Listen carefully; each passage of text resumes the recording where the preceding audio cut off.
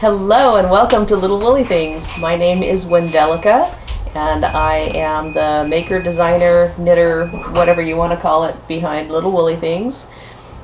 This is my daughter, Elena. Hello. And we've got so much to show you today because it has been 3 months since our last podcast episode, which is just crazy. Anyway, before we get into all that, you can find me on Instagram as Little Woolly Things. You can also find me on Ravelry. I have an Etsy shop, also called Little Woolly Things. Let's see, I guess, and okay, I might have to trim this a little bit. I'm feeling rather awkward and out of practice.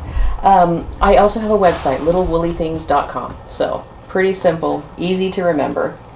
Okay, so I wanted to start off talking about the coffee that I'm drinking. Do you have something to drink?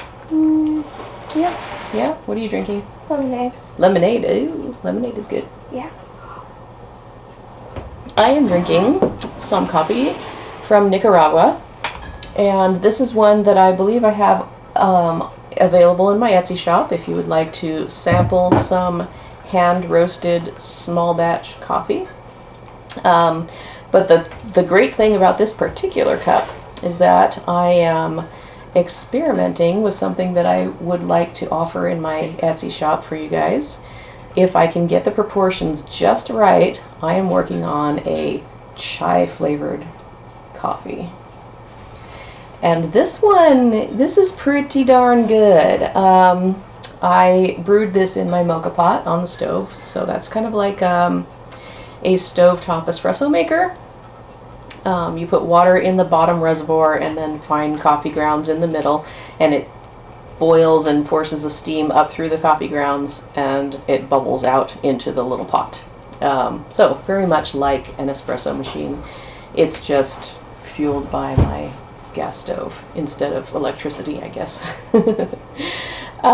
So yeah, I have been experimenting with cold brew, with French press, with now the mocha pot, and I'm trying to work out the exact proportions of the spices to the coffee so that I get the blend just right.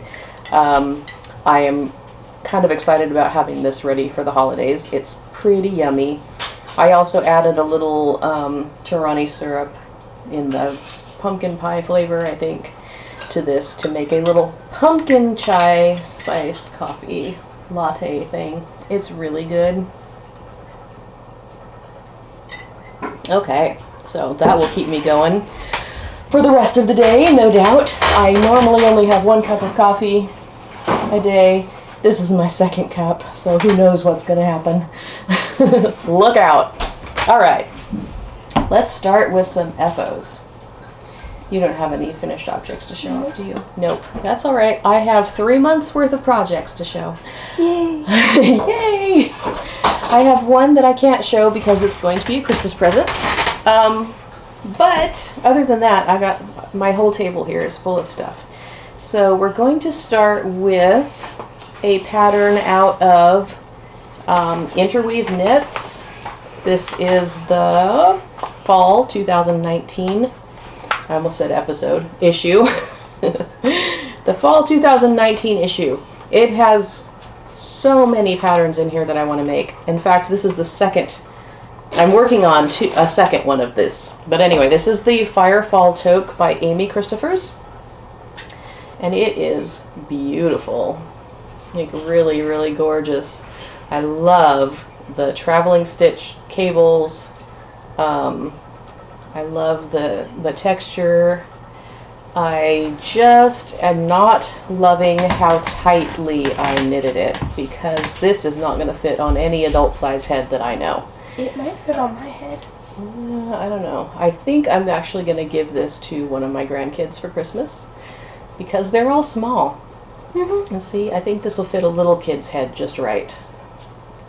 So, yeah, I'm trying to decide if this needs a pom-pom or if it just needs to be plain on the top. It has a really nice crown decrease here. It's just a very well written pattern. So I don't know if you can find this particular issue of Interweave Knits at your local yarn shop still, but if you do, it's full of really great gift knits. And I love this hat pattern. Yeah, and when we get into whips, I'll show you the one that I just started the other day.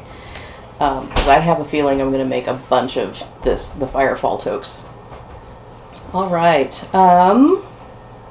The next thing I wanted to talk about is my Autumn Pumpkin Trio pattern, because I updated it and I included, well, let me show you the pumpkins first. So these are the pumpkins, and they're so cute. They're so quick and easy and fun to make. And the pattern is written for 3 different sizes and shapes of pumpkins. So I've got this little basket here full. Well, it's not really full. I want to get this basket full of pumpkins. This basket right here. So you can make it a little bit taller and smaller around. This, I think, is my favorite pumpkin. You like that one? Yeah. This is a smaller version of pretty much the same shape as that one. I got this one. And you can also vary the size and the shape with the particular yarn that you choose. This one, or wait a minute, let me show this one. Okay, this one I love because it's got this really cool duplicate stitch pattern all the way around it. And I actually included the chart for this in the pattern. So if you would like to do this cool Southwestern kind of inspired color work band, that's in the pattern.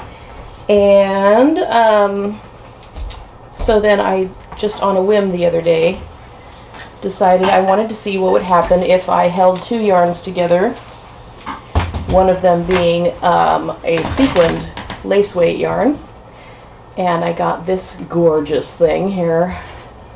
It's so sparkly. And then I thought, ooh, what if I put a curly pumpkin stem on there?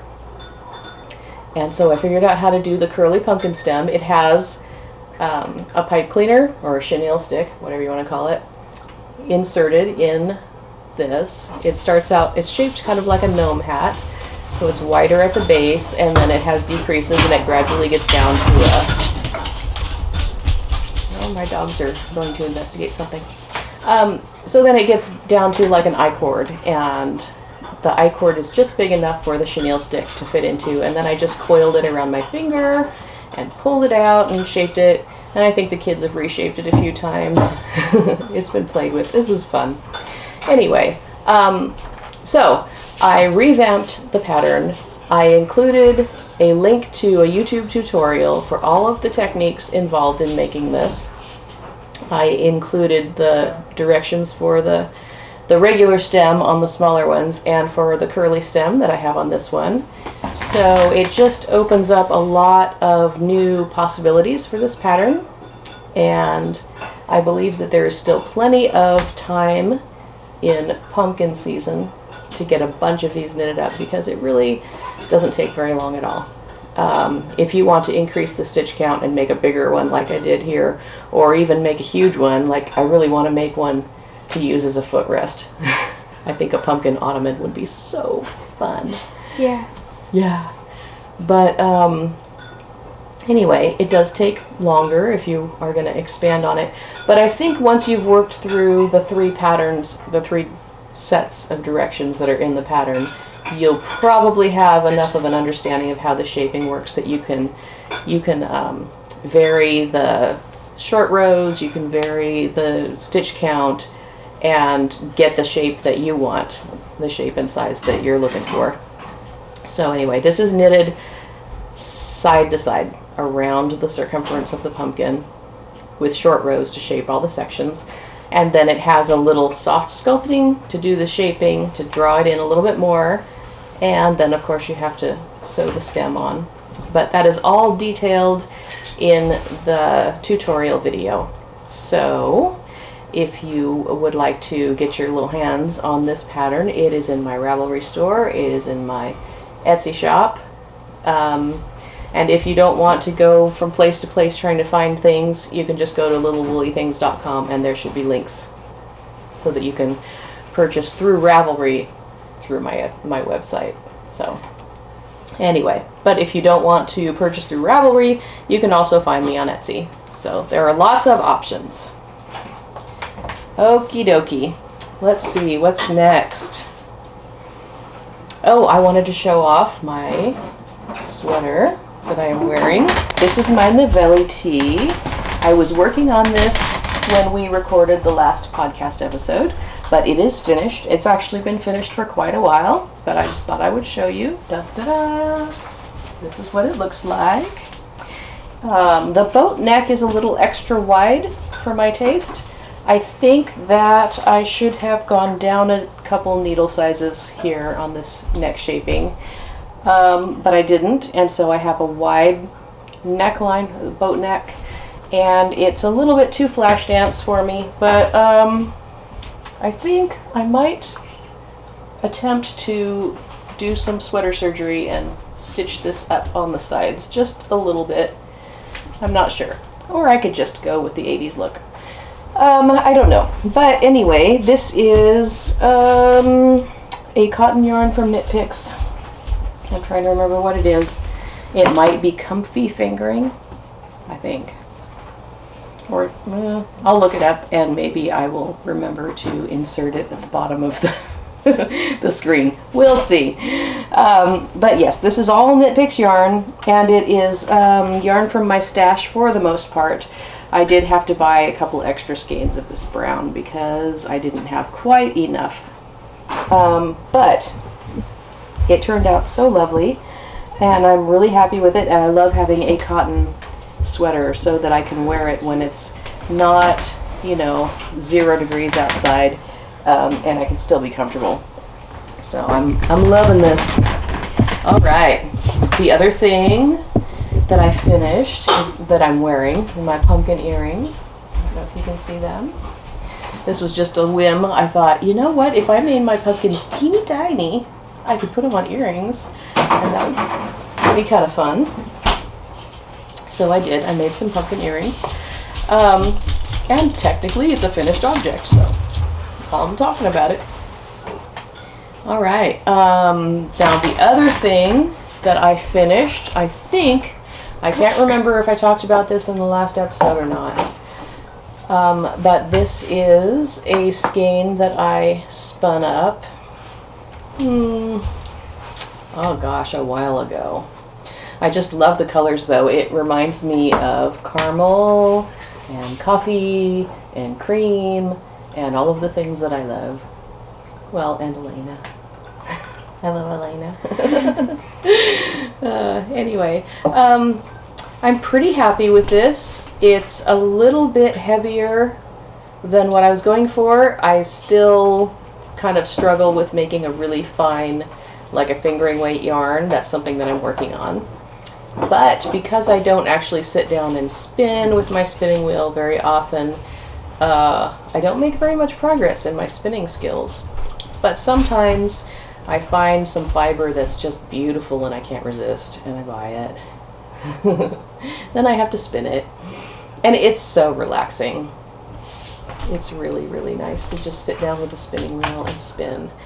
Although, it's also really easy to sit there and spin for too long and then have things cramp up and your neck gets sore and your back hurts, and so you don't even realize how much that repetitive motion that you're not used to doing every day can, have an effect on your body.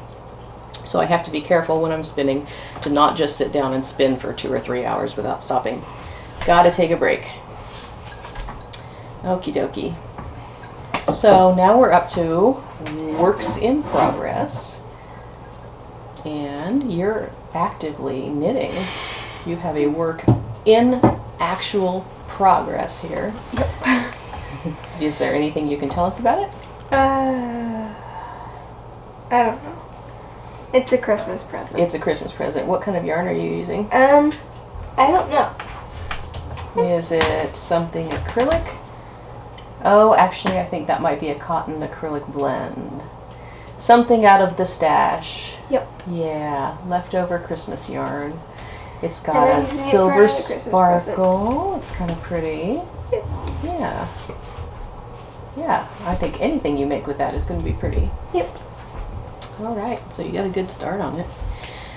Okay, I have in progress, I think this is the right bag here, my second Firefall Toque, which is also going to be a Christmas present. Ooh. Isn't that pretty? This one is also a sparkly acrylic yarn because I have very small grandchildren and I don't want to make things difficult on their mothers, so I'm going to do everything machine washable for them for quite a while. So this is acrylic and nylon and lurex.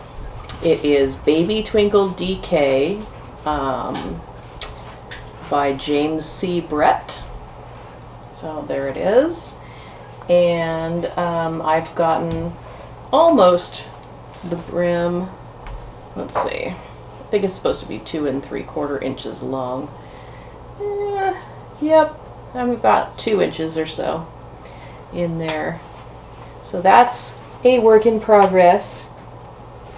And I'm sort of stalled on it for the moment because the second clue to the West Knits Starflake Mystery Knit Along dropped yesterday, which means I am kind of obsessing over that right now, and this is going to have to wait. So is that my, yes, that's my second whip that I wanted to show off. So since the first clue has already finished and we're on clue 2, I'm going to just go ahead and show you what I've got so far, which is this. The center star shape was the first section of clue 1, and then the zigzags around the outside edge were the second part of clue 1. So clue 1 was kind of a bonus. And each of these parallelograms are knitted modularly, and then you pick up and knit the next one and the next one and the next one around. So there's no seaming that you have to do, which is really cool. And you don't have to carry all these crazy floats, which would be, I would think, bless you, I would think that would be really inconvenient in a shawl. It would tend to catch on things. So I'm really impressed with the way this was designed. I have gotten to clue 2, and if you don't want to hear anything about clue 2 because you haven't gotten there yet, or you just haven't had time to dig into it, just skip ahead or something, because I need to talk about clue 2 a little bit. Are you ready? Okay, here we go. Here are the spoilers. Alright, clue 2 actually is written for 2 different styles. One style is a straight garter stitch, which is pretty simple. The second style is a brioche section. Now, I know how to do brioche, sort of. I watched a tutorial, I did a little, like a 4x4 inch swatch, and I went, oh, that's easy, I can do brioche, but I haven't actually done a project in brioche.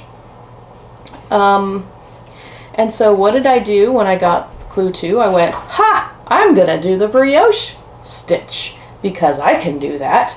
I'm a good knitter, and I can do anything. Yeah, that was kind of what I said to myself. And then I got the first 2 rows done. Oh, I did stop and I watched the tutorial video that Mr. Stephen West made.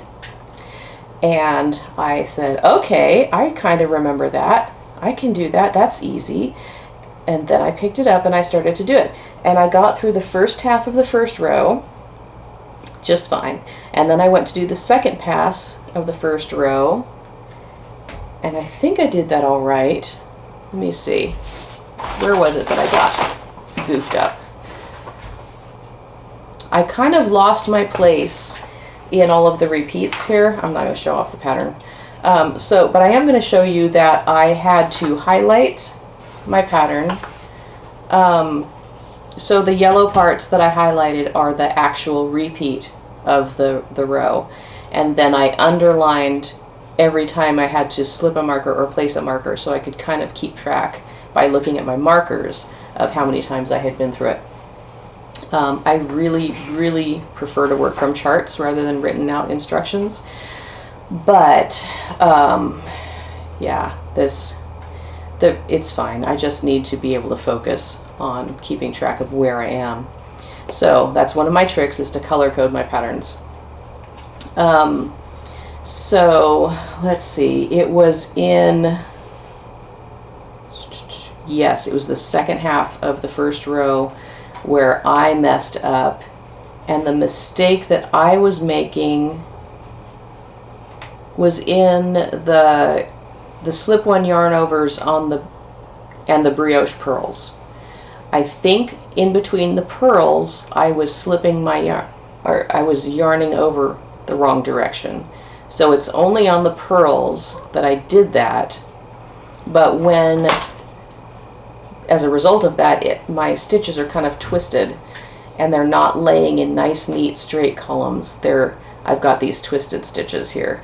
So because I was feeling so confident when I started it, I did not put in a lifeline, which is really unwise when you're using a technique you've never done before, to just dive in without setting a lifeline first.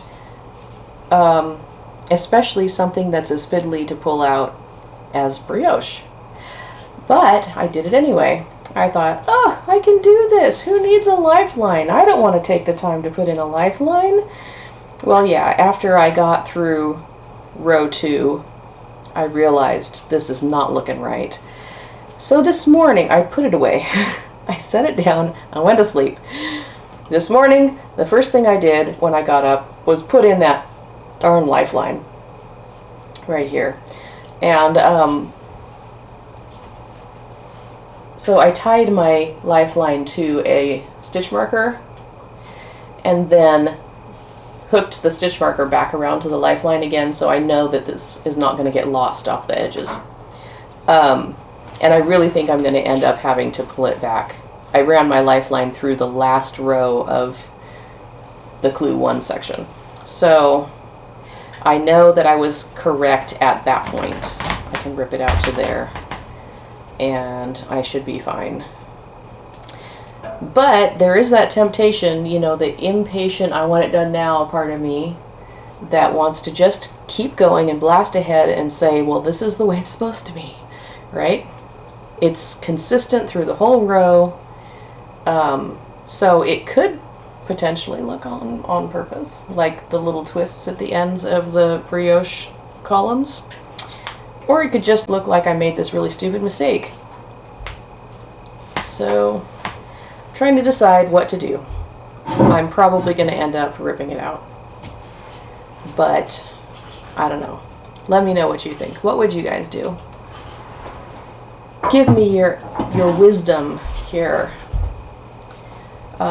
This is the first time I have ever knitted one of Stephen West's patterns. His pattern is very clear. His tutorial is very clear. And I did watch the tutorial and I still made this stupid mistake because I thought I knew what I was doing and I didn't really. So upon watching the tutorial again this morning, I think I have figured out why I was wrapping the yarn overs backwards on the pearls, or in between the pearls. So that's what I have been working on and obsessing over, besides the pumpkins. Those have been my obsessions. And one other project that is a secret Christmas project that I mentioned, and I can't show it off right now. But eventually I'll show it. So that's pretty much what I'm knitting. Because the Starflake cow, it's huge, and it's going to take a while, and it's going to take some focus now that we've gotten to brioche, and because I am, I don't know, too full of myself or something to say, oh, I'm just going to do the garter stitch version. No, I got to do the hard one because it's just the way it is. I know I can do brioche. People do it. I've seen it. People do amazing brioche projects. And the point is I really want to learn how to do it, and I want to really learn how to do it well. Because if I'm going to do it, why not learn something, you know? Right? Isn't it fun to learn new stitches and things? Yeah. Yeah. Yeah. Because otherwise you're just doing busy work. If you're not learning something, you're just keeping your hands busy. And I don't mind keeping my hands busy, because then I end up with things that are useful and things that I can give as gifts, but I also want to engage my brain sometimes and learn something new and become an even better knitter. Right? Yeah. Yeah, it's all about learning. I love learning new things. Okay, so now I am on to, you know what? We should do the giveaway. I have some things, some acquisitions to show off, but I feel really bad about the fact that we announced a giveaway on our last podcast episode that was 3 months ago, and we never gave it away. And that's just unpardonable. So let's do that. Let's pick a giveaway winner. Okay? Right now, here it goes. Let's see. Let's look at all of the people who commented on the last video. We had 13 comments. And oh no, some of those are replies. Okay, so 2, 3, 4, 5. We have 5 unique comments. Okay, so we're going to go to random number generator. And we're going to pick a number between 1 and 5. All right, and the winner is number 1. Okay, who was the first person who commented? Wow, you never get number 1 on random number generator.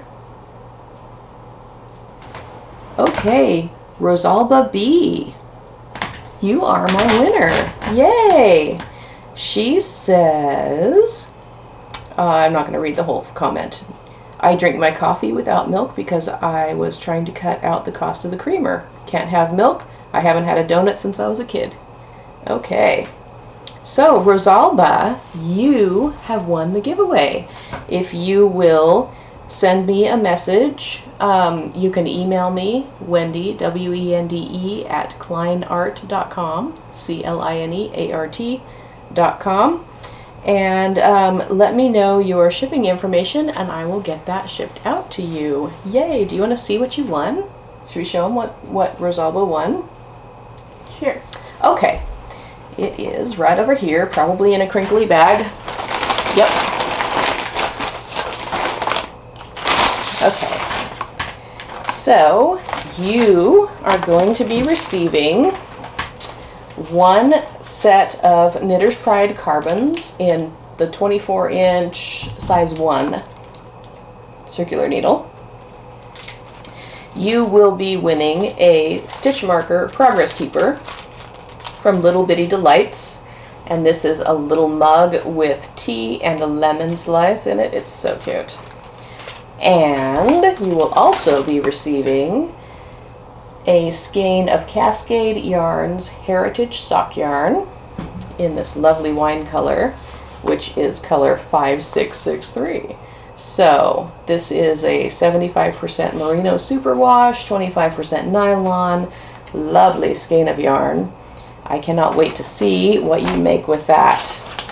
So let me know where to ship this to, and I will get it shipped out to you.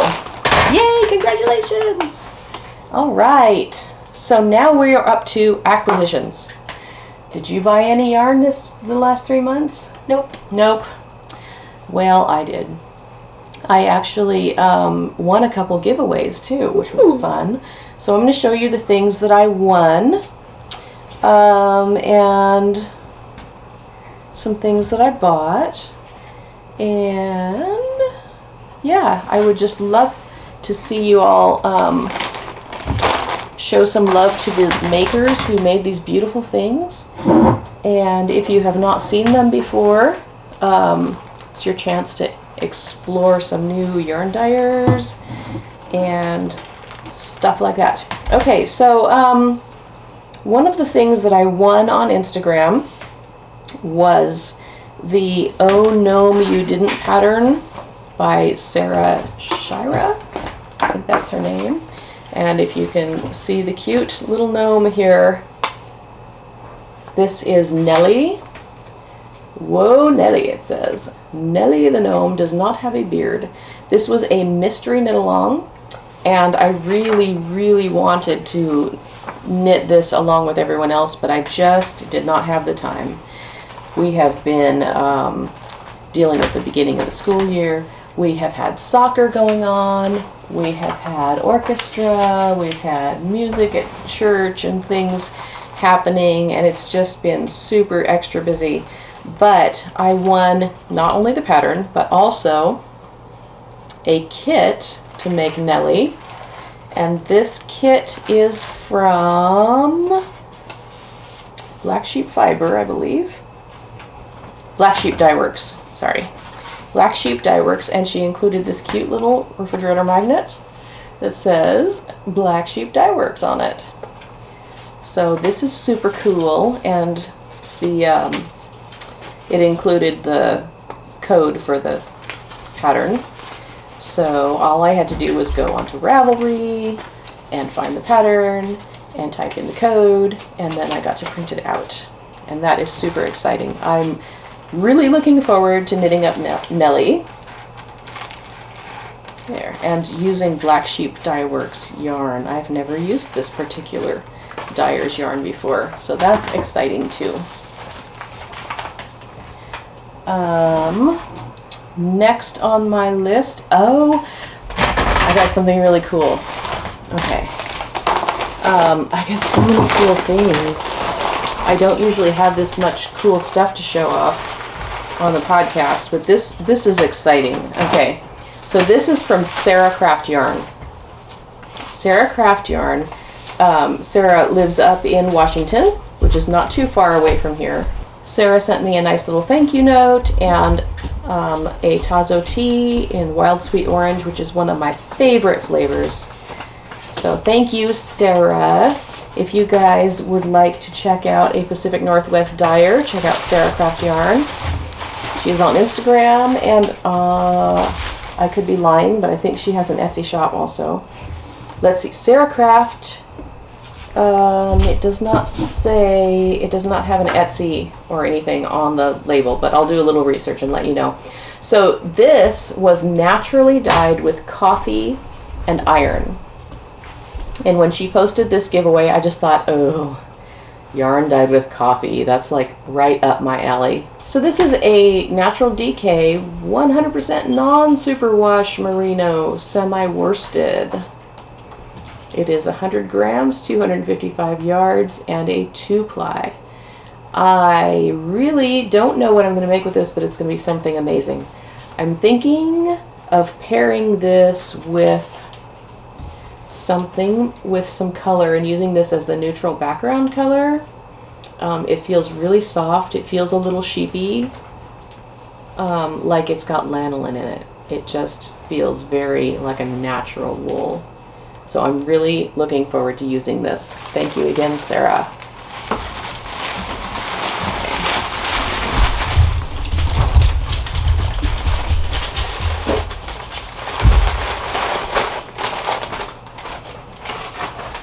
Okay, and then I also won a giveaway on Instagram for this kit by Rowan. And let's see, this was given away by Mrs. Colombo on Instagram, and it came in this bag. So I'm sorry the bag is kind of crumpled and not very fresh looking. It's been in my podcasting bag for like 2 or 3 months.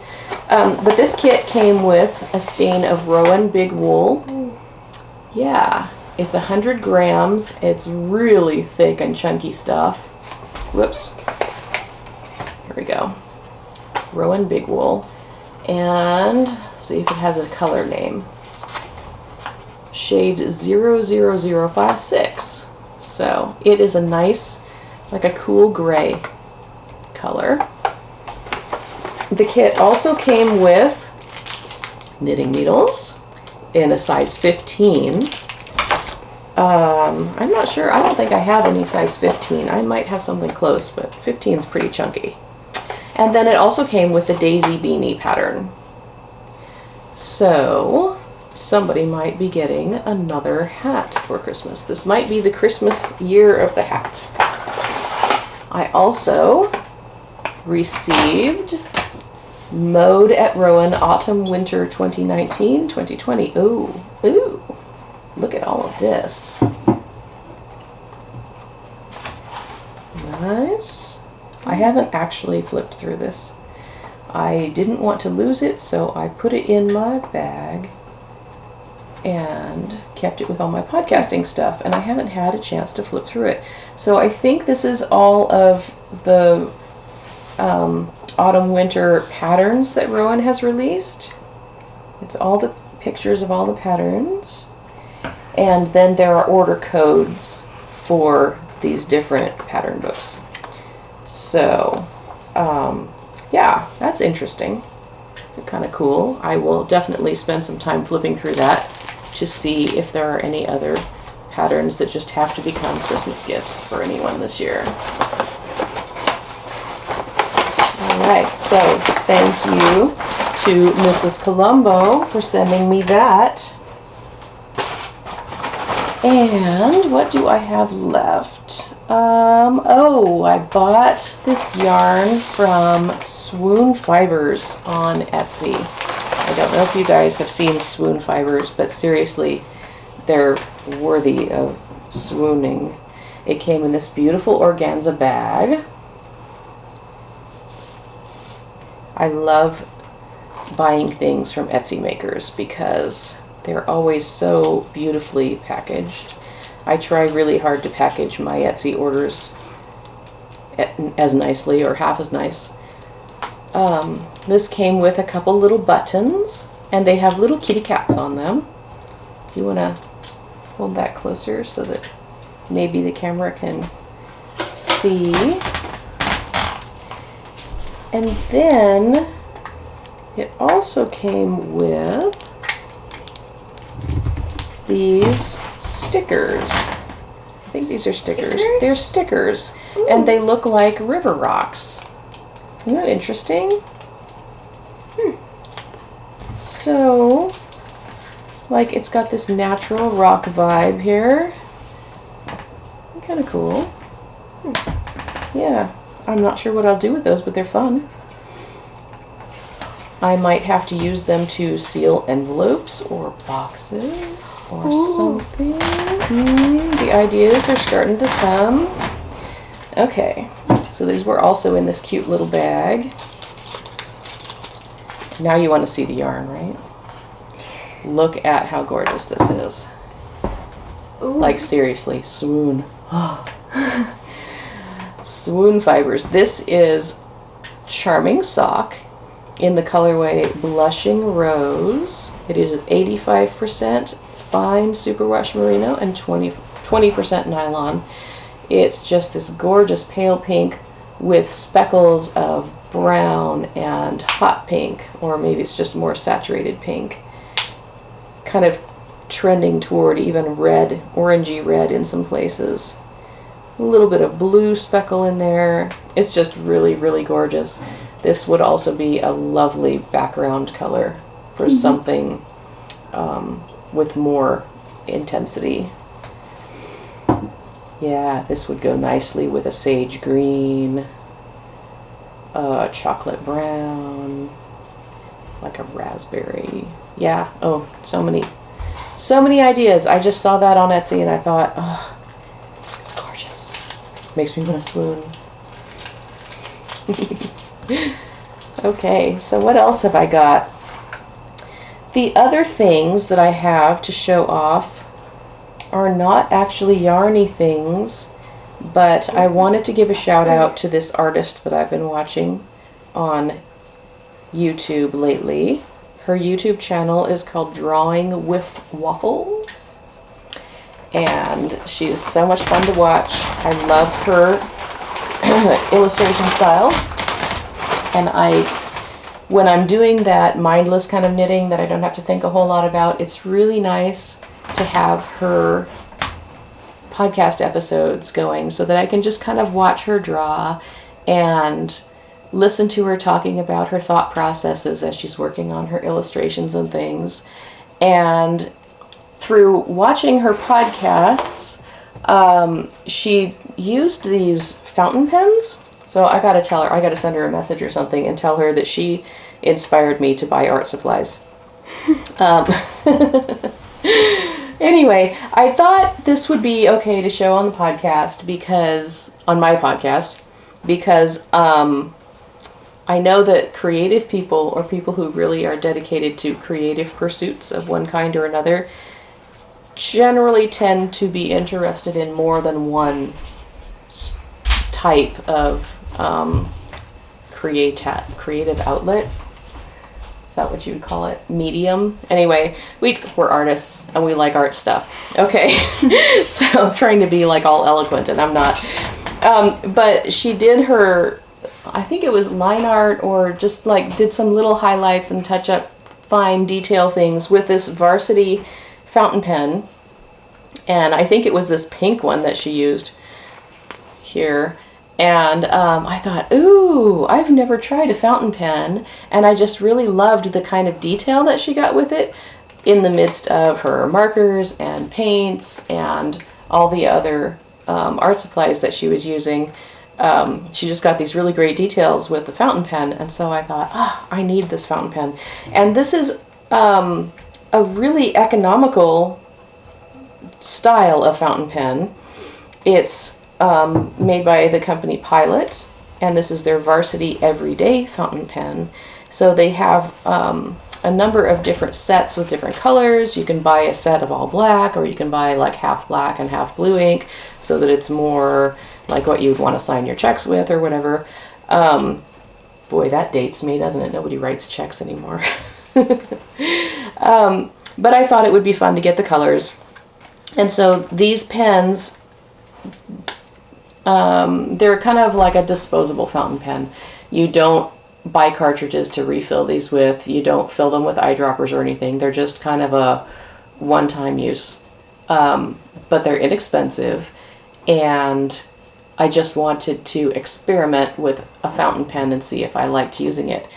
And I gotta tell you, these ones, they're pretty inexpensive, and they kind of act like an inexpensive item. But it did pique my interest, and it caused me to buy another fountain pen. So I got onto YouTube and I watched videos about how to properly care for your fountain pens and things. And I bought another, like a budget fountain pen. This one made by Sheaffer. But the Sheaffer fountain pen, this is the mini calligraphy set. Okay, so this is the pen. And it has the little pocket clip so that you can keep your pen upright as you should. You don't want your fountain pen ink to spill all over your shirt or anything else. But it has 3 different nibs of different sizes. I have the medium size nib on this right now. It has 3 different colors of inks that come with it. I believe I have the blue ink in it. Yes, I have the blue ink in it right now. There's also a barrel of black, red, and green. And so you get the other 2 sizes of nibs. And it also has instructions for how to use your fountain pen. And I just thought this was fun. This is definitely a step up from the Pilot fountain pens. But if you want something to inspire you to be a little bit more flowy and take a little more care with your handwriting, I have, at least for me, the fountain pen causes me to think a little bit more about how I'm forming my letters, and I'm really trying to get my writing to look a little bit nicer, because we can all use practice. We don't write nearly as much these days with our modern lifestyle, with all of our computers and pocket computers that we call cell phones. So anyway, I'm having fun with the art supplies. I also would like to get back into drawing some more. I spent quite a lot of time in the past doing oil painting, and oil painting is related to drawing, but it's not exactly the same thing. So if you get a basic sketch for your oil painting, it gives you something to, it helps you to block out shapes, make sure things are balanced and positioned properly on your canvas. But obviously the more you can put into a good drawing, the more you have to start with when you're painting. And so I would really like to work on my drawing skills some more. It's been a while since I did anything like that. I mean, we've done a little bit of painting. I like painting. Yeah, we've done a little bit. We haven't really focused on it in a long time. We used to host an art studio time once a week, kind of like a musician's jam session, but we all brought our oil painting supplies and stuff, and we just all painted together, and it was just a weekly, 2 hours every week. We focused on painting. We set everything else aside, and we got our canvases out, and we got our paints out, and we just made messes and learned and talked about what we were doing or what we were having trouble with, and it was just really a fun time. So we haven't had the opportunity to do that since we moved here, but we can still spend some time doing some art, I think. Yep. Anyway, it has been fun. I did actually break out my sketchbook and I did a sketch Wednesday. That was 2 days ago. Today's Friday, by the way. Friday, October 11th. I forgot to mention that at the beginning of the podcast. But yeah, so those are my fun things, my new fountain pens that I've been playing with. And at least my podcast notes are looking nice. Yeah. Much nicer than I had for the last podcast. I don't think I even did notes for the last podcast. I don't know. So anyway, maybe I will be inspired to write some letters to some people. Handwritten letters are really a dying art. Yep. Well, I think that's all I had to talk about. Did you have anything you wanted to talk about? I kind of just talked. Not really. Not really. Okay, we're almost done. You've got a soccer game tomorrow. Yep. Yep, your last soccer game of the season, huh? Yeah. It's been fun, though. Yep. Yeah. Yeah, you and Joy have both learned an awful lot. Justin's learned a lot. Yeah. You learned how to handle a soccer ball. Yep. How to work as a team. Pass the ball and... Yeah. Yeah. You learned about the rules of soccer. Well, a little bit. Some of it. Yeah. Yeah. What is it that confuses you about soccer rules? Or is there anything? I don't really know that much about soccer rules. All I know is that you can't touch the ball with your hands unless you're the goalie. Right. And it's just about it. Yeah, that's about it. Okay, so I think we're done. Anyway, thank you guys for watching.